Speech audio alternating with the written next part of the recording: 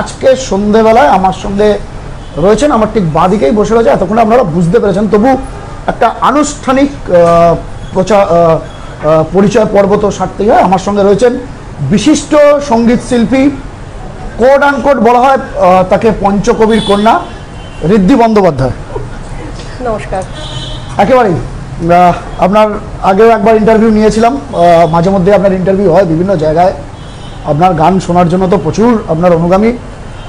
আজ আমরা শিল্পী সত্তা, সামনেই পুজো আসছে, শিল্পীর নতুন কি গান আসছে, কি নতুন আমরা শুনবো, সে বিষয়ে আলোচনা করব। এর বাইরে পারিপার্শ্বিক আরও কিছু বিষয়ও আমি ঋদ্ধি বন্দ্যোপাধ্যায়ের কাছে জানতে চাইব। প্রথমে আমি আপনাকে বলি, আর কাউন্টডাউন শুরু হয়ে গেছে, আর কয়েকদিন অপেক্ষা, হয়তো 45 দিন বাকি। বাঙালির শ্রেষ্ঠ উৎসব মা দুর্গা আসছেন এই বাংলায়, আরও একবার করোনা সিচুয়েশনের মধ্যে। আপনারা শিল্পী মানুষ, বাংলা গান নিয়ে কাজ করে থাকেন, বাংলা শিল্পীদের, বাংলা সাহিত্যিকদের, কবিদের লেখা গান নিয়ে কাজ করে থাকেন। এবারে কি নিবেদন থাকছে শারদোৎসবে?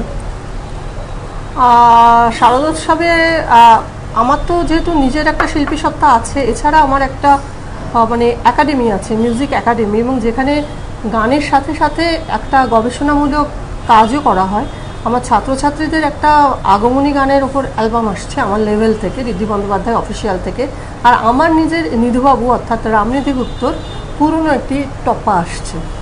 সেই দুটো বিষয় নিয়ে কাজ করছে। এবং অতুল প্রসাদ সেনের যেহেতু 150 বছরের জন্মজয়ন্তী আসছে, অক্টোবরে আসছে, সেই জন্য সেই বিষয়টা নিয়েও কাজ করার ইচ্ছা আছে। কিন্তু যেহেতু পুজোর সময় হয়তো একটু দৃষ্টি মানুষের হারিয়ে যাবে, সেই জন্য সেটা আমার ইচ্ছা যে একটু জাতীয় পর্যায়ে কাজটা করতে, সেই জন্য সেই বিষয়টা নিয়েও ভাবনা চিন্তা করছি। একেবারেই জাতীয় পর্যায়ে গান হবে, সেই জিনিসটা নিয়েও ভাবনা চিন্তা করছেন শিল্পী ঋদ্ধি বন্দ্যোপাধ্যায়। তার একাডেমির, তার যে ছাত্রছাত্রীরা রয়েছেন তারাও অংশ নেবেন, এবং আমরা অধীর আগ্রহে তাকিয়ে আছি সেই দিকেই। পঞ্চকবির গান একটু আপনার নিজের মুখে একটু বলুন, আমাদের বাংলার কৃষ্টি সংস্কৃতি, সেই পঞ্চকবি কারা যাদের গান নিয়ে আপনি কাজ করেন, রিসার্চ করেন, মানুষের সামনে পারফর্ম করেন? মূলত পঞ্চকবি হলেন রবীন্দ্রনাথ ঠাকুর তো আছেনই, তারপরে দ্বিজেন্দ্রলাল রায়, রজনীকান্ত সেন, অতুল প্রসাদ সেন এবং কাজী নজরুল ইসলাম। এই 5 কবির গান হয়তো আগে আলাদা করে অনেক শিল্পী কাজ করেছেন বা কাজ করে থাকেন, কিন্তু একসাথে 5 জন কবিকে আমি প্রথম নিয়ে কাজ করতে শুরু করেছি বলে এই ব্র্যান্ডিংটা আমার দেশে বিদেশে একটা হয়ে গেছে, যে পঞ্চকবির গান মানেই ঋদ্ধি বন্দ্যোপাধ্যায়, এই সিনোনিমাস একটা ব্যাপার হয়ে গেছে। এবং বাংলাদেশের মানে বিখ্যাত অধ্যাপক, জাতীয় অধ্যাপক প্রফেসর আনিসুজ্জামান আমার নামই দিয়েছিলেন, উনি এখন নেই পৃথিবীতে, যে পঞ্চকবির কন্যা, এবং সেখান থেকেই এই নামটা চলে এসেছে, যার জন্য। এবং এছাড়া আমি বাংলা থিয়েটারে গান, পুরাতনী টপ্পা, এই বড় জনারটা নিয়েও কাজ করি। একেবারেই আমরা ঋদ্ধি বন্দ্যোপাধ্যায়, তার গান ইত্যাদি নিয়ে আলোচনা করছিলাম। পঞ্চকবি এবং কিংবদন্তি, একের পর এক কিংবদন্তি, কাকে ছেড়ে কাকে বলবেন? বিশ্বকবি রবীন্দ্রনাথ থেকে শুরু করে কাজী নজরুল ইসলাম, অতুল প্রসাদ, দ্বিজেন্দ্রলাল রায়, কাউকে ছেড়ে কারুরকে বাদ দেওয়া যাবে না, সব এক একজন কিংবদন্তি, ঐতিহ্য, বাংলার ঐতিহ্য, বাংলা সাহিত্যের ঐতিহ্য। আপনার খারাপ লাগে না যখন আপনি যাদের ফেলে রাখা বা যাদের সৃষ্টি নিয়ে আপনি কাজ করেন, সেই সৃষ্টিকে নতুন প্রজন্ম, আগামী প্রজন্মের মধ্যে ছড়িয়ে দিয়ে যান, আপনার মতো শিল্পীরা বছরের পর বছর, যুগ যুগ ধরে এই ট্র্যাডিশনটা নিয়ে যায়, তখনই এই মনীষীদের সম্পর্কে যখনই কোনো বিতর্কিত মন্তব্য বা যখনই কোনো জ্ঞানহীন মন্তব্য কেউ করে, কতটা খারাপ লাগে? একদম শিল্পীর জায়গা থেকে আপনি বলুন। হ্যাঁ, একদম শিল্পীর জায়গা থেকেই বলবো, কারণ আমি কোনো পলিটিক্যাল স্টেটমেন্ট কখনো দেব না, কারণ যেহেতু আমি প্রথমে শিল্পী, সেটা খারাপ তো লাগেই, অবশ্যই খারাপ লাগে যে যখনই যেই বা যারা কখনো কোনো কিছু মন্তব্য করেন, বা এই যে নতুন প্রজন্ম অনেক সময় বলেন যে কে রবীন্দ্রনাথ বা কে নাম জানে না, সেগুলো সত্যি খুব খারাপ লাগে। মাঝে মাঝে মনে হয় যে কেন এই একটা বড় চাকরি ছেড়েছি এই কাজের জন্যে, কেন এই কাজ করা। তারপরেও আবার কিছু কিছু ছেলে মেয়ের মুখে এত একটা উৎসাহ দেখি, এত ভালোবাসা দেখি, তখন মনে হয় না এদের জন্য এই কাজটি করে যাওয়া যায়। সুতরাং কিছু মানুষ ভুল কথা বলবেন, আবার কিছু মানুষ সঠিক কথা বলবেন, এভাবেই তো জীবন এগিয়ে চলে। কিন্তু মনীষীদের নিয়ে সব মানুষ সঠিক কথা বলবেন, তাদেরকে সঠিকভাবে শ্রদ্ধা জানাবেন, এটা অন্তত আমরা বিশ্বাস করি। আমার মনে হয় ঋদ্ধি বন্দ্যোপাধ্যায় বিশ্বাস করে। কবিগুরু রবীন্দ্রনাথ ঠাকুরকে, ঋদ্ধি বন্দ্যোপাধ্যায় বলুন, কবিগুরু রবীন্দ্রনাথ ঠাকুরকে কালো বলা হচ্ছে, বর্ণবিদ্বেষী মন্তব্য করছেন বিজেপি একজন দায়িত্বশীল উচ্চশিক্ষিত চিকিৎসক, পলিটিক্যাল নয়। আমি বলছি তাদের এরাই তো আইকন, এরাই তো দেশ চালান। সুভাষ সরকার অনেক দলেরই করছে, রিসেন্ট সময় আমার মনে হচ্ছে কবিগুরু রবীন্দ্রনাথ ঠাকুর তিনি কালো ছিলেন বলে এটা সুভাষ সরকার আবিষ্কার করেছেন। আমি জানি না রবীন্দ্রনাথের সঙ্গে সুভাষ সরকারের ওঠা বসা ছিল কিনা, তার জন্য নাকি কবিগুরুকে তার পরিবারের লোকেরা, কবিগুরুর মা নাকি আদর করতেন না। এমন একটা মন্তব্য, কেন মন্তব্য, কি জন্য মন্তব্য, এবং হঠাৎ এমন কেন মন্তব্য জানা নেই। কিভাবে নিচ্ছেন রাজনীতির বাইরে গিয়ে বলুন? আপনি যদি জীবন স্মৃতি পড়ে থাকেন বা প্রশান্ত পালের রবি জীবনী পড়ে থাকেন, সেখানে দেখবেন যে রবীন্দ্রনাথ নিজেই খেলার ছলে বলে গেছেন কথাটা, যে বাড়ির মধ্যে সব থেকে কালো ছিলাম আমি, এইটুকু কথা বলেছেন। কিংবা সৌমিত্র চট্টোপাধ্যায়, আরেকটা একটু কথা আনছি, আমি তার সাথে অনেক কাজ করেছি, তার মতো মানে দুধে আলতা গায়ের রং খুব কম দেখা যায়। তিনি একদিন হাসতে হাসতে বলেছিলেন, বুঝলি বাড়ির মধ্যে সব থেকে ময়লা ছিলাম আমি। হ্যাঁ, হতে পারে বাড়ির রেশিওতে হয়তো বাকিরা এত ফর্সা ছিল, সেখান থেকে হয়তো কেউ নিজেদের মনে করতেন একটু হয়তো সামান্য ময়লা। আর কে কি মন্তব্য করেছেন বা করবেন তার দায়িত্ব তো আমি নিতে পারি না। আমাকে ধরুন আপনি রবীন্দ্রনাথের 100টা গান সম্পর্কে বলুন, আমি সেটা নিয়ে কথা বলতে পারবো। আজকে রবীন্দ্রনাথ তার সৃষ্টি নিয়ে কাজ করছেন, আপনি একজন শিল্পী, আপনার পরিচিতি ঘটেছে, আপনি একজন প্রতিষ্ঠিত শিল্পী। আমরা যখন যে কোনো শিল্পকলা নিয়ে আমরা যখন কাজ করি, আমরা তো কাউকে আদর্শ করে কারোর ভাবধারা, তার চিন্তা ভাবনা থেকে করি। সেই জায়গায় এমন একটি মন্তব্য না করলেই কি হতো না? আমি দায়িত্ব আপনার বলছি না, যেহেতু আপনি রবীন্দ্রনাথকে নিয়ে গান করেন এবং আপনার যে পঞ্চকবির গান তার একটা বড় অংশ জুড়ে রবীন্দ্রনাথ, এবং রবীন্দ্রনাথ ঠাকুর তো মানে বৃহৎ ব্যাপার আর কি, সেখানে এই মন্তব্যটা বর্ণবিদ্বেষী নয়? আপনার স্টুডেন্ট তো আছে প্রচুর, দেশ বিদেশে প্রচুর স্টুডেন্ট আছে। আপনি কি কাউকে গান শেখাবার সময় নিশ্চয়ই আপনি যখন রেজিস্ট্রেশন করান, অফলাইন হোক অনলাইন হোক, আপনি কি বলেন যে গায়ের রংটা তোমরা লিখে দেবে? বলেন না তো? না, সেরকম অবশ্যই বলা হয় না। কিন্তু দেখুন, কে প্রাপ্তবয়স্ক সবাই, কে কিভাবে কথা বলবেন বা কোথা থেকে সোর্স তিনি পেয়েছেন বা কথা বলেছেন সে বিষয়ে তো আমি জানি না। আমি বললাম এক্ষুনি যে আমাকে আপনি রবীন্দ্রনাথের 100টা গান নিয়ে কি 200টা গান নিয়ে প্রশ্ন করুন, তার ব্যাকগ্রাউন্ড নিয়ে জিজ্ঞেস করুন, আমি সেইটা নিয়ে কথা বলতে পারবো। এই বিষয়ে কথা বলার সমর্থন করেন নয়। সুভাষ সরকারের বক্তব্যকে আপনি সমর্থন করেন? সমর্থন করা এত ভাবছেন কেন? ভেবে তো বলতেই হবে। রবীন্দ্রনাথকে নিয়ে সুভাষ সরকার মন্তব্য করছেন, ঋদ্ধি বন্দ্যোপাধ্যায় রবীন্দ্রসঙ্গীত গান, তিনি ভাবছেন কেন? আর সমর্থন করি কি না করি, আমিও বললাম যে প্রত্যেকে প্রাপ্তবয়স্ক মানুষ, কে কি বলছেন তার দায়িত্ব নিয়ে তিনি বলছেন। আমি হলে হয়তো ওই কথাটা বলতাম না। আমি দায়িত্ব নিয়ে কথাটা, মানে কে কি কখন বলছেন সেই দায়িত্বটা নিয়ে তাকে বলা উচিত। একেবারে হয়তো কোনো বাধ্যবাধকতা আছে না? কোনো বাধ্যবাধকতা আছে? বাধ্যবাধকতা নেই। আচ্ছা, একেবারে দুষ্টুমি করো না, কোনো বাধ্যবাধকতা না। দুষ্টুমি না, আপনি একদম রবীন্দ্রনাথকে নিয়ে মানুষ দুষ্টুমি করবে, আর আমি একটু প্রশ্ন আপনার সামনে তুলে ধরবো না। রবীন্দ্রনাথকে নিয়ে প্রচুর মানুষ দুষ্টুমি করেছে। এই যে যখন রদ্দুর রায়, যখন একজন রদ্দুর রায় বলে গান গাইতো, রদ্দুর রায় কোনো জনপ্রতিনিধি নয়, জঘন্য করে গান গাইতো, কোনো জনপ্রতিনিধি নয়। রদ্দুর রায়কে আমরা এখনো ধিক্কার জানাই। ধরো তুমি অনেকেই আছে যে আপনি রদ্দুর রায়কে এখনো মনে রেখেছেন? না, মানুষ ভুলে রাখেন। বিখ্যাত দুজনকে মানুষ মনে রাখে, কুখ্যাত ছিল। তারপর ধরো রবীন্দ্রনাথের গানের আগে সুরকে নষ্ট করে অনেকে যে লালালা তানানা তিন দিন, সেগুলো কি তুমি সেইটাকে তুমি বলো না কোনটা আসল? আপনি শিল্পী, আপনি শিল্পের ব্যাপারটা ভালো বলতে পারবেন। শোনা যায় আপনি তানানা ধানানা বললেন বলে আমি বুঝতে পারছি কোন দিকে আপনি ইঙ্গিত করছেন। বিশ্বভারতী একটা সময় পীযূষকান্তি সরকার, আপনি ধরিয়ে দেবেন, আপনি প্রসঙ্গটা তুললেন বলে আমার হঠাৎ মনে উঠলো। যদিও পীযূষকান্তি সরকার বলতেন আমি রবীন্দ্রসঙ্গীত নিয়ে মস্তানি করি, একদম কোড আন কোড আমি বলে দিচ্ছি। আমি পীযূষকান্তি সরকারকে নিয়ে একটা সময় একটু পড়াশোনা করেছিলাম। পীযূষকান্তি সরকার বলতেন, প্রয়াত পীযূষকান্তি সরকার, আমি রবীন্দ্রসঙ্গীত নিয়ে মস্তানি করি। কেন বলেছিলেন? কারণ তিনি রবীন্দ্রনাথের যে ট্র্যাডিশনাল যে তার গানের যে সুর, সেই সুরটাকে তিনি তার মতো করে করতেন।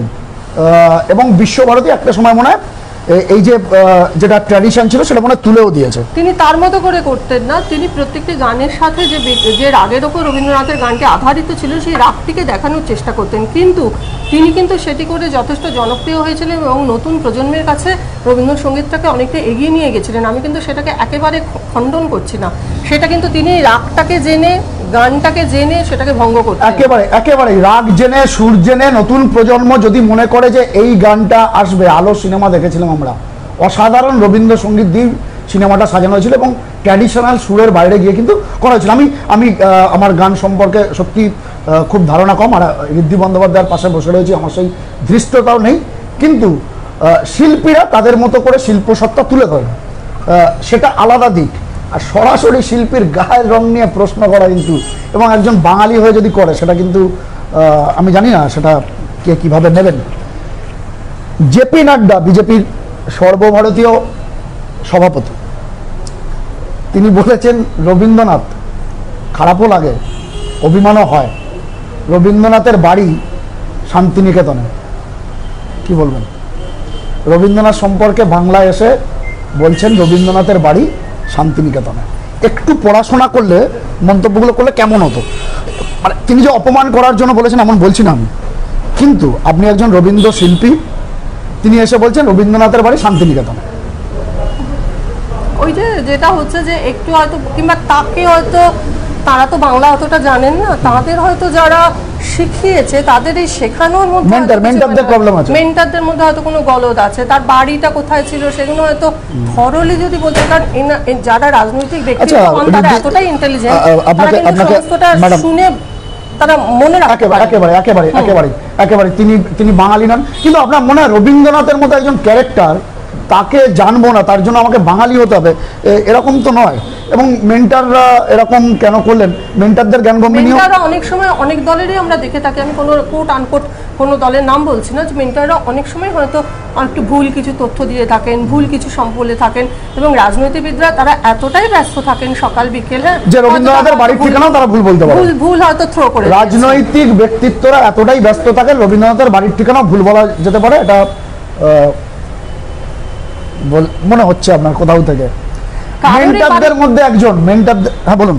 কারোরই বাড়ির ঠিকানা ভুল বলা যেতে পারে। রবীন্দ্রনাথকে আমরা বাঙালিরা, একটা কথা তোমাকে বলি, রবীন্দ্রনাথ আমাদের জোড়াসাঁকো একটা নস্টালজিক ব্যাপার, জোড়াসাঁকো নস্টালজিক ব্যাপার, রবীন্দ্রনাথ আমাদের রক্তে মিশে আছেন, কিন্তু রবীন্দ্রনাথকে আমরা কজন বাঙালি মনে রেখেছি? এই যে ধরো আজকে যদি তুমি বলো যে একটা কবিতা বা একটা গানের কজন বাঙালি মনে রেখেছি বা কজন বাঙালি সম্মান দিয়ে মনে রেখেছি, রবীন্দ্রনাথের কবিতা যিনি বলতে পারেন না, একটা লাইন হয়তো সুভাষ সরকার বলতে পারে না, রবীন্দ্রনাথ একটা পুরো কবিতা, ছুটি কবিতাটা সুভাষ সরকার বলতে পারে, মানে দায়িত্ব নিয়ে বলছি, হ্যাঁ, কিন্তু রবীন্দ্রনাথের গায়ের রং কেমন ছিল বা তার গায়ের রঙের জন্য তার বাড়ি থেকে আদর করতে পারতেন না, সেইটা তার মনে হচ্ছে বেশি ইম্পর্টেন্ট, তার থেকে রবীন্দ্রনাথের কবিতা, তার ভাবধারা, তার গান তো তুলে ধরা যেত। বলুন, এই মন্তব্যগুলো থেকে বিরত থাকাই উচিত। সেটা তার অভিরুচি, তার বিবেচনা, তার, কারণ তিনি সিনিয়র মানুষ, তিনি শিক্ষিত মানুষ, আমি তো তার এটাতে গিয়ে কথা বলতে পারবো না।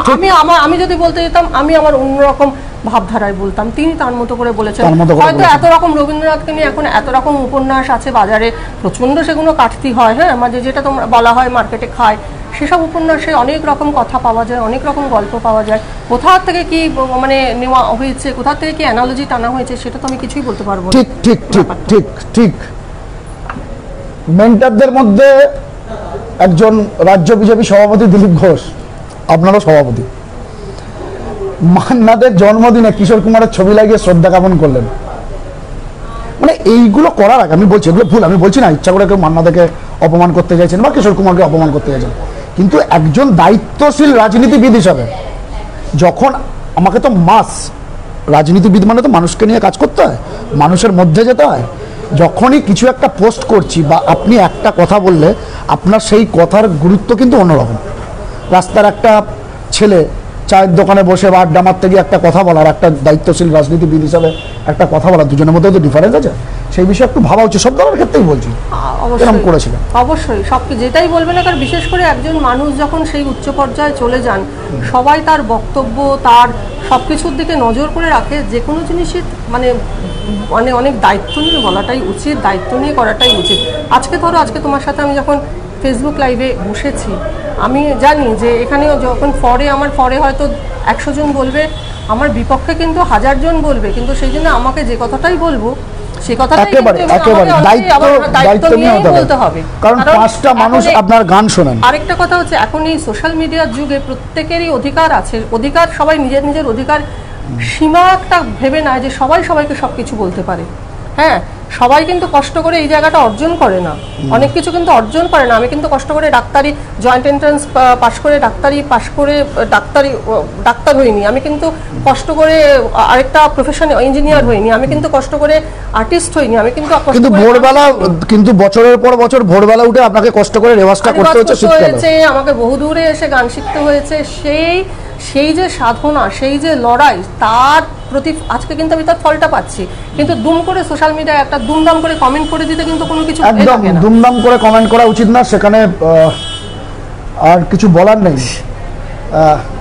বিধানসভা নির্বাচন হয়, খুব গুরুত্বপূর্ণ একটা নির্বাচন গেল, অনেকেই বিজেপিতে যোগদান করেছিলেন, আপনিও বিজেপিতে যোগদান করেছিলেন। হ্যাঁ, বেশ করেছিলেন। ডেমোক্রেটিক বা গণতান্ত্রিক দেশ, যে দলে ইচ্ছা যোগদান করতে পারে। অদ্ভুতভাবে আপনি যার হাত থেকে পতাকা তুলে নিয়েছিলেন, আপনি কার হাত থেকে পতাকা তুলে নিয়েছিলেন? জয়প্রকাশ মজুমদার, দিলীপ ঘোষ, রাজ্য বিজেপির সভাপতি এবং সহসভাপতি দিলীপ ঘোষ একদম সর্বোচ্চ নেতৃত্বের হাত থেকে পতাকা তুলে নিয়েছিলেন। সেই দিলীপ ঘোষ বিধানসভা নির্বাচনের সময়, এবং শুধু আপনি নয়, আমরা দেখেছিলাম কি তৃণমূল কি বিজেপি দুটো দলেই বিভিন্ন সেক্টরের শিল্পীদের, মানে তিনি থিয়েটারের মানুষ হতে পারেন, তিনি সঙ্গীত জগতের মানুষ হতে পারেন, তিনি ধারাবাহিক বা সিরিয়ালের মানুষ হতে পারেন, তিনি টলিউড অভিনেতা অভিনেত্রী হতে পারেন, একদম মানে প্রতিদিনই তাদের যোগদান চলছিল। তার মধ্যে আপনিও একজন গুরুত্বপূর্ণ ব্যক্তিত্ব। এখন বিষয়টা হলো, হতেই পারে শিল্পী, সব সমাজের সব শ্রেণীর মানুষের রাজনীতি করার অধিকার আছে, তাহলে সব ভাবনাটা চলে আসে, বৈচিত্র্যের মধ্যে ঐক্য। দিলীপ ঘোষ রাজ্য বিজেপি সভাপতি, তিনি ভোটের প্রচারে হঠাৎ করে বলে বসলেন মেজাজ হারিয়ে বা সজ্ঞানে অজ্ঞানে, সেটা তো বলতে পারবো না, শিল্পীরা, এবং তিনি জেনারেলাইজ করেছেন, এমনটা নয় তিনি বিজেপিপন্থী শিল্পী বা তৃণমূলপন্থী শিল্পী বা বামপন্থী শিল্পী, এমন নয়, তিনি জেনারেলাইজ করেছেন শিল্পীরা শিল্পীদের কাজ করুক, আমরা রাজনীতিবিদ, আমরা রাজনীতির কাজ করব, বেশি বাড়াবাড়ি করলে কোড আন করবো, রেকর্ড চালিয়ে দেবো, রোগড়ে দেবো। কি বলবেন? রোগড়ে দেওয়ার কথা বলেছেন আপনাদের। এইটা কথাটা অনেক পুরনো হয়ে গেছে, মানে এখন এত আপনাকে তো অনেকদিন বাদে পেলাম। হ্যাঁ, সেটা ঠিকই, চর্বিত চর্বণ হয়েছে কথাটা নিয়ে। অবশ্যই শিল্পীদের রগড়ানো যায় না, কারণ যতই ওই বর্ষে বর্ষে দলে দলে যত মানুষ আসে যায়, শিল্পীরাই বেঁচে থাকেন, সাহিত্যিকরাই বেঁচে থাকেন মানুষের মনে। হ্যাঁ, সুতরাং রগড়ানো জিনিসটা সহজ নয়, রগড়ানো চট করে যারা ক্রিয়েটিভ পার্সন তাদের রগড়ানোটা যায় না। কিন্তু এটা আমি জানি না, দিলীপদাকে আমি খুবই শ্রদ্ধা করি, এবং দিলীপদা এমনিতে খুব ট্রান্সপারেন্ট ব্যক্তিত্ব, সৎ মানুষ।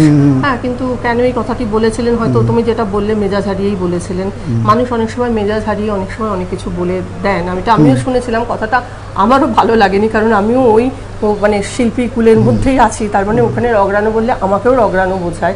আমরা একদিক থেকে রগড়ানি খাচ্ছিলাম বলেই কিন্তু কিছু শিল্পী কুল আমরা বাঁচার জন্যে গেছিলাম, আমরা ভারতীয় জনতা পার্টিতে ভেবেছিলাম একটা অল্টারনেটিভ বাঁচার মতো ছাতা হবে, সেই রগড়ানি খেতে কিন্তু আমরা চাইনি যে আমাদের অন্যান্য মানে যারা ভাই বন্ধু আমাদের যারা সহকর্মী তারা রগড়ানি খাক।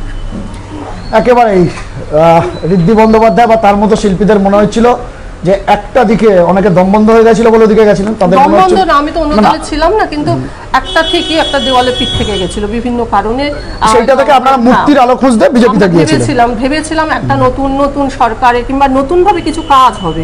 হ্যাঁ, কিন্তু এখন যেটা দেখেছি যে দেখো দল, সেটা রাজনৈতিক পরিমণ্ডল অন্যরকম হয়ে গেছে, এবং সব থেকে বড় কথা যে রুলিং পার্টি এসেছেন তারা কিন্তু এখন কাজ করার চেষ্টা করছেন, এবং অনেক কিছু চেঞ্জেস হয়েছে, অনেক কিছু পরিবর্তন হয়েছে, বিশেষ করে শিল্প ক্ষেত্রে কিন্তু একটা স্বচ্ছতা আসছে বলে মনে হচ্ছে, এসেছে।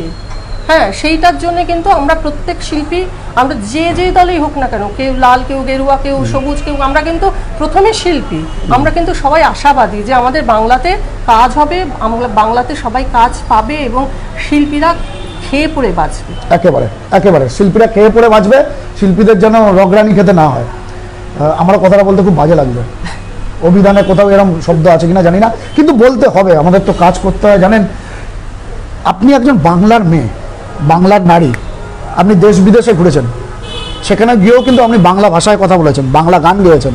আপনি আমাকে নিজে বলেছেন যে কানাডা প্রভৃতি বিভিন্ন দেশ থেকে আপনি অনলাইন এখন সেখানকার প্রবাসী বাঙালিদের, Canada, UK, USA, Australia, Singapore, আরব, মানে কুয়েত, কাতার, সব জায়গাতেই আমার ছাত্রছাত্রীরা প্রচুর আছে আছে এবং এবং তারা প্রত্যেকেই এই বাংলা গান, বাংলা শিল্পীদের গান করে, পঞ্চকবির গান করছে, পুরাতনী বাংলা গান করছে, বাংলা থিয়েটারে, মানে বাংলার কৃষ্টি সংস্কৃতিকে বিশ্ব বাংলার দরবারে ছড়িয়ে দেওয়ার আপনার সামর্থ্য অনুযায়ী আপনার দিক থেকে বা আপনার যে লাইন আপনি চেষ্টা করছেন, একজন বাঙালি হিসেবে আপনি গর্বিত তো? অবশ্যই। একজন বাঙালি নারী হিসেবে আপনি গর্বিত? অবশ্যই। বাঙালি নারী, বাঙালি শিল্পী। আমি দুটো বিষয় জিজ্ঞাসা করব, আপনি দুটো বিষয় জিজ্ঞাসা করুন, শিল্পীদের রোগড়ে দেওয়ার কথা বাদ দিন।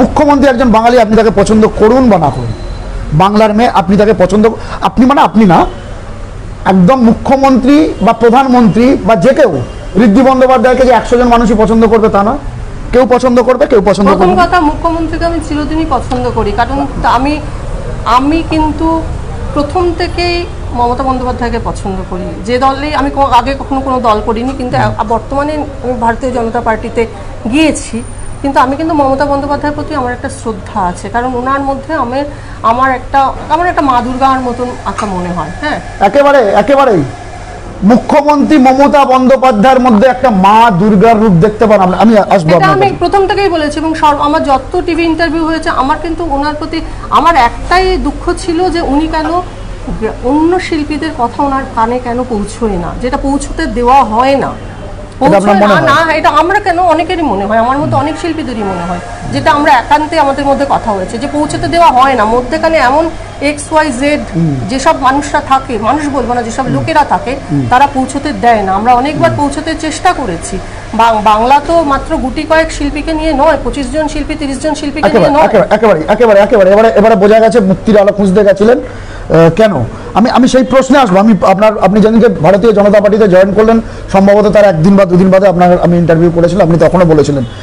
আমি আসবো, আপনি মা দুর্গার প্রতিচ্ছবি দেখতে পান, শুধু ঋদ্ধি বন্দ্যোপাধ্যায় কেন, বাংলার প্রতিটি মহিলা, প্রতিটি মানুষ, আমরা সবাই মা দুর্গা শুধুমাত্র একটি কি বলবো, সে কাঠামোর ওপর মাটি লেপে বা রং দিয়ে একটা ভগবানের বা ঈশ্বরের প্রতিচ্ছবি নয়। মা দুর্গা নারী সমাজের শক্তির প্রতীক। এই পুরুষতান্ত্রিক সমাজে, পুরুষতান্ত্রিক সমাজ তো, এই পুরুষতান্ত্রিক সমাজে আমরা মা দুর্গার আরাধনা করি, তিনি শক্তির দেবী, শক্তির প্রতীক, আমরা শ্রদ্ধা করি। দুর্গাপূজা শুধু একটা পুজো না, দুর্গাপূজা আমাদের কাছে কৃষ্টি সংস্কৃতি ফেস্টিভ্যাল, তাই তো? সেই মা দুর্গার বংশ পরিচয় নিয়ে দিলীপ ঘোষ বলেছিলেন, কেন বলেন এটা আমি বুঝতে পারি না, কখনো মেজাজ হারিয়ে বলেন, কখনো দুষ্টুমি করে বলেন, কখনো সজ্ঞানে বলেন, কখনো অজ্ঞানে বলেন, কখনো বলছেন রোগীরা দেবো, কখনো বলছেন মা দুর্গার বংশ পরিচয় নেই। কি ধরনের কথাবার্তা, একজন বাঙালি হয়ে কি বলবেন? আপনার মনে হয় না এই কথাবার্তাগুলোর জন্য বিজেপির আজকের এই দশা?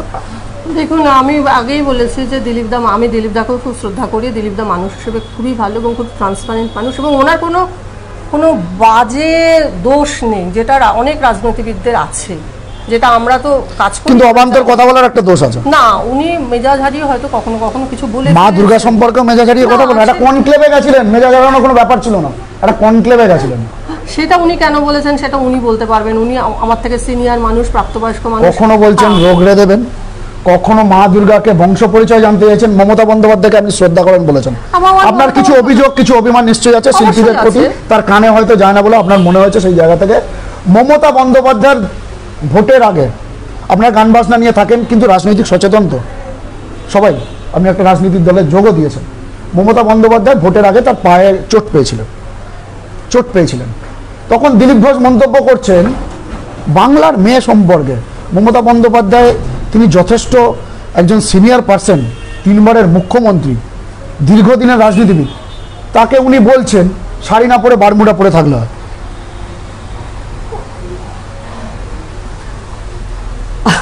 এইগুলো তো অনেক পুরনো কথা হয়ে গেছে, অনেকবার শুনেছি, এবং এর জন্য আমাদেরও অনেক কথা অনেকেই বলেছে যে কখনো হয়তো আমরা হয়তো কোনো কাজে হয়তো ড্রেস পরেছি, বলেছে যে এই যে দিলীপ দা দেখলে তো বকবে না, হ্যাঁ সিনিয়র মানুষ বকতেই পারেন, কারণ অর্থোডক্স মানুষ তো। সেটা আলাদা ব্যাপার। আরে দিলীপ দা আপনার শাড়ি পরলে দিলীপ দা খুশি হয়, অন্য ড্রেস পরলে দিলীপ দার মনে হয় কালচার নষ্ট হচ্ছে। আবার সেই দিলীপ ঘোষই মুখ্যমন্ত্রীকে শাড়ির বদলে বারমুডা পড়তে বলেন। কি একটা কথা বলি, যে একজন মানুষ যখন একটা উচ্চ জায়গায় চলে যান, তিনি কি বলবেন তিনি কি বলবেন না, এটা সবারই ক্ষেত্রে, যে কোনো রাজনৈতিক দলের মানে সুপ্রিমোদের ক্ষেত্রেই অনেক দায়িত্ব নিয়ে কিন্তু বলবেন। ঋদ্ধি বন্দ্যোপাধ্যায় বাইপাস করছেন। আমি জিজ্ঞাসা করছি, দিলীপ ঘোষ বাদ দিন, ধরুন মমতা বন্দ্যোপাধ্যায় সম্পর্কে, উনি তো আমাদের অভিভাবক, যিনি বিজেপি করেন তারও অভিভাবক, মুখ্যমন্ত্রী সবার অভিভাবক, 3 বারের মুখ্যমন্ত্রী, সিনিয়র পলিটিশিয়ান, আপনি আমি সবাই অনেকেই শ্রদ্ধা করেন, রাজনীতিকবিদ হিসাবে মতবিরোধ থাকতেই পারে ডেমোক্রেসি দেশে। ছেড়ে দিন মমতা বন্দ্যোপাধ্যায়, ছেড়ে দিন বাংলার কোনো মহিলা সম্পর্কে, একটা বিরোধী দলের সর্বোচ্চ নেতা তিনি আমার মন্তব্য করবেন এবং তিনি আবার মুখ্যমন্ত্রী হওয়ার স্বপ্ন দেখছিলেন। দেখো এইসব মন্তব্যগুলো করা হয়েছে বলেই তো বিপর্যয় এসেছে, বিভিন্ন রকম মন্তব্য, মানে অনেকে আমার কানে এসেছে এমন কথা যে ইয়াং ছেলেপুলেদের যে এখন সরকারে না আসতে এই ধরনের কথা বলা হচ্ছে, তাহলে হয়তো সরকারে এলে আমাদের এইসব ড্রেস পরা বন্ধ করে দেবে, আমরা যে আমরা যে মিশি কথা বলি বন্ধু বান্ধবদের সাথে, সেটা বিজেপি এলে বন্ধ করে দেবে, কিন্তু তা কিন্তু আদৌ নয়। কিন্তু এইগুলোর থেকে কিন্তু যে কোনো দলকে শিক্ষা নেওয়া উচিত। আমি যদি নিজে কিছু কমেন্ট করি, সেখান থেকে যদি আমার বুমেরাং হয়, তার থেকেই আমাকে শিক্ষা নেওয়া উচিত যে আমি ভুল বলেছি কি ঠিক বলিনি, তাই না? একেবারেই আমি বুঝতে পারছি আপনার বাধ্যবাধকতা, কিন্তু আপনার হৃদয়ের কথা আমি সেটাও বুঝতে পারছি। আপনি একজন শিল্পী, তো আপনাদের হৃদয়ের বাধ্যবাধকতা না, প্রথমেই আমি বলে দিয়েছিলাম যে আমি কোনো পলিটিক্যাল স্টেটমেন্ট দেব না। পলিটিক্যাল স্টেটমেন্ট নয়, আমাকে দুষ্টুমি করে ঘুরে ফিরে সেই শিল্পী দিয়ে ঢুকলে কিন্তু তারপর পলিটিক্যাল আলোচনাতেই। আমি পলিটিক্যাল আলোচনা করছি না, আমি বলছি দেখুন এই পলিটিক্যাল পার্সনগুলো তো আমাদের আইকন হয়। অবশ্যই কারোর কাছে আমি বারবার বলে দিয়েছি, আমি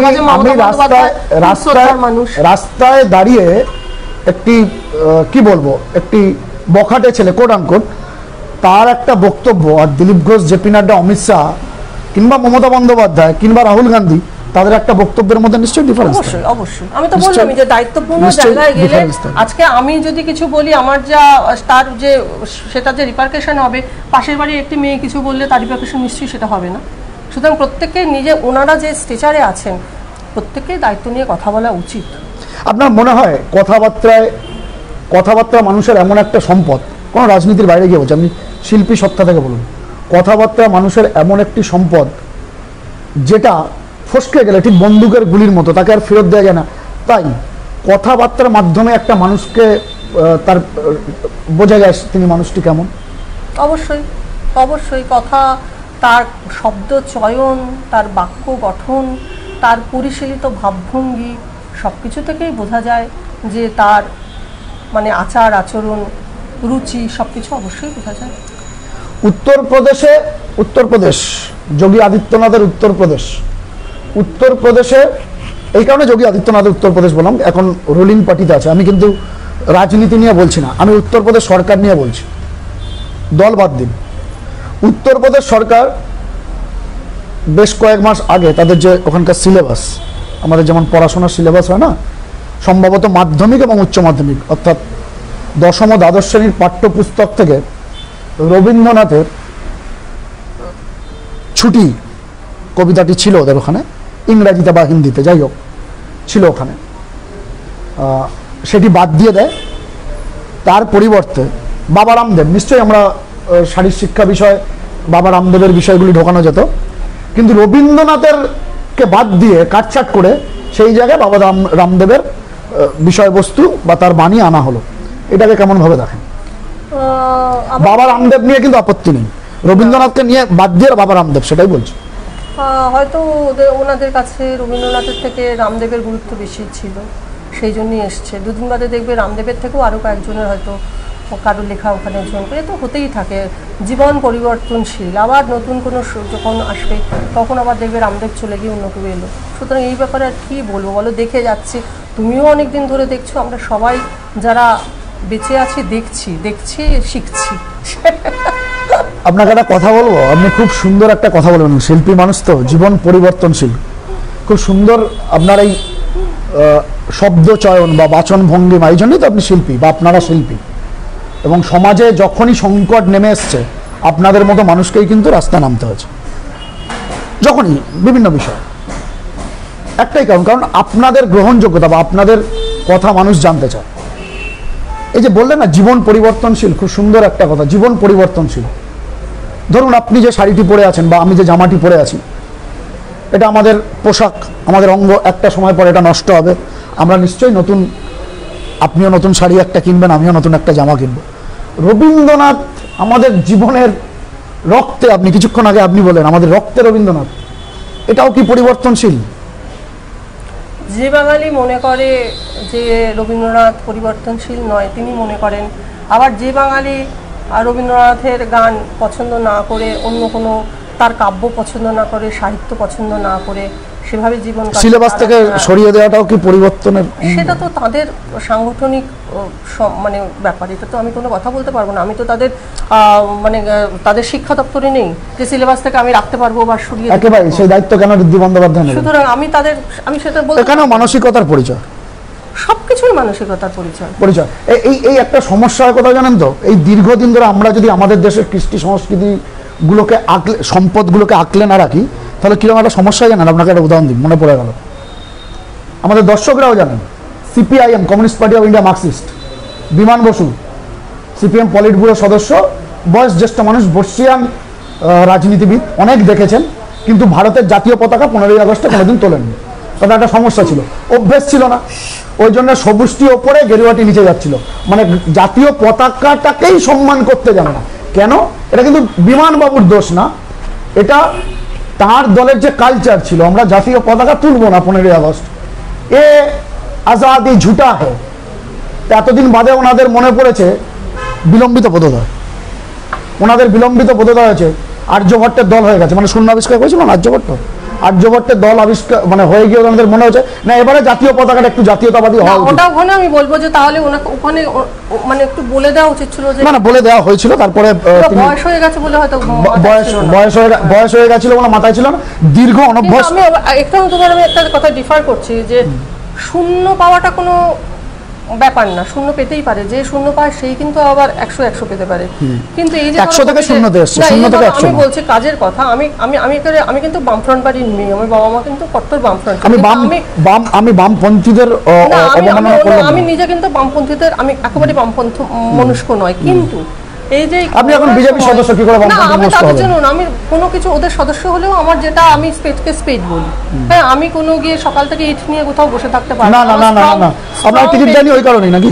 না আমি টিকিট নিন, আপনাকে অফার করেছিল? আমি প্রথম থেকেই বলে এসেছিলাম আমি অ্যাক্টিভ পলিটিক্সে আসবো না, আমি এই শর্তেই আমি দলে ঢুকেছিলাম, কারণ আমি জানতাম যে রাস্তায় নেমে কিংবা অ্যাক্টিভ পলিটিক্স আমার জায়গা নয়। যারা এতদিন ধরে বিজেপি করে এলো বা তৃণমূল করে এলো, মার খাচ্ছে, কাজ করছে, তাদের ওই জায়গাটা, আমি উড়ে এসে জুড়ে বসবার জন্য ওই জায়গায় আসিনি। শিল্পক্ষেত্রে যদি কিছু আদৌ কি তাই? আমি একটু আপনার বিষয় না, আমি আপনাকে একটু রাজনীতির ব্যাপার থেকে থামিয়ে না, আমি আদৌ কি তাই যারা মার খেলো সেই আদি বিজেপি কি প্রার্থী হতে পারলো? 156 জন আউটসোর্সিং নেতাদের প্রার্থী করেছিল বিজেপি এবং তার ফল যা হওয়ার তাই হয়েছে। বলুন। আমি যে কথাটা তোমাকে বলছিলাম যে শূন্য কথাটা বললি যে কোভিডের সময় দেখা গেছে, কোভিড করোনার সময় যে এই যে বামফ্রন্টের যেসব বাচ্চা ছেলে মেয়েগুলো রেড ভলেন্টিয়ার্স দল করে তারা কি খাটনি খেটেছে, এবং তারা কিন্তু দলমত নির্বিশেষে সবার জন্য কাজ করেছে, এবং আমি কিন্তু সেই মানুষদের সাপোর্ট করেছি।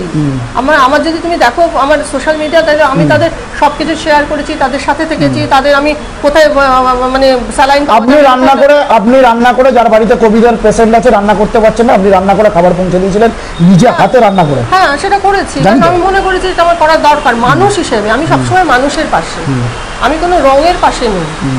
যে মানুষ ভালো কাজ করবে সে যে রঙই হোক না কেন আমি তার পাশে। একেবারে রঙে বিশ্বাসী নন। আর কেন আমি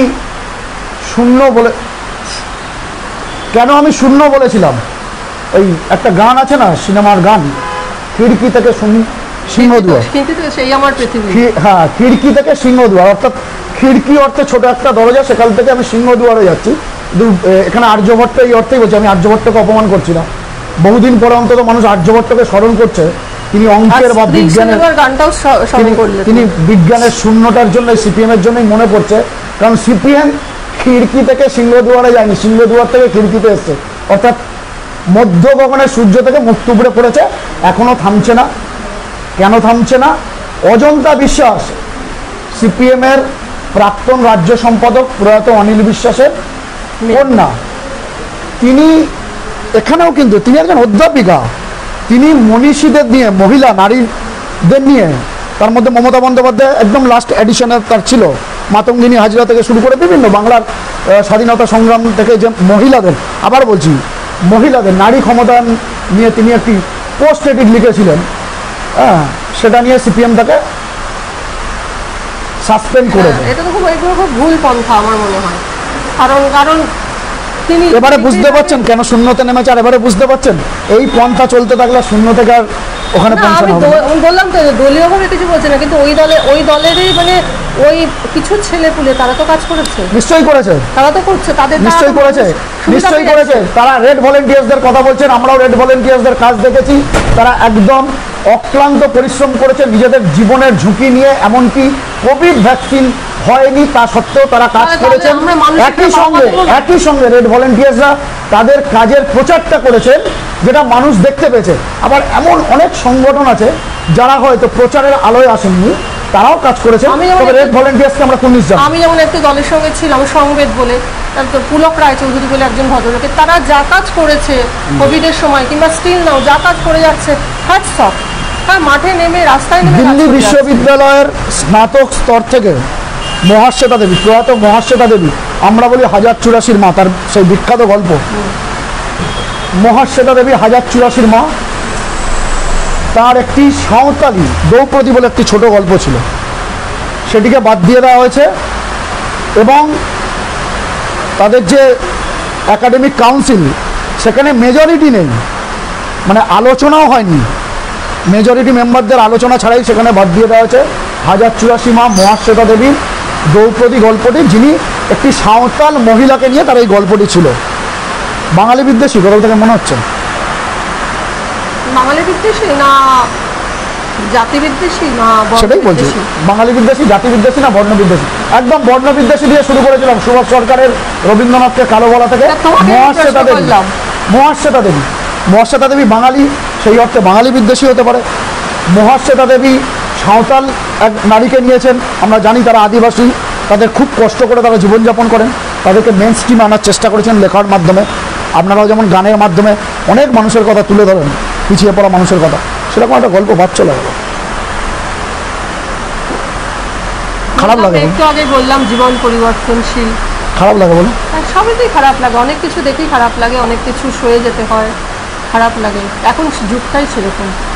রূপা ভট্টাচার্য, রিমঝিম মিত্র, তারা অভিনেত্রী, আপনাদের সঙ্গীত জগতে না কিন্তু তারাও শিল্পী, বাঙালি, বাংলার মেয়ে,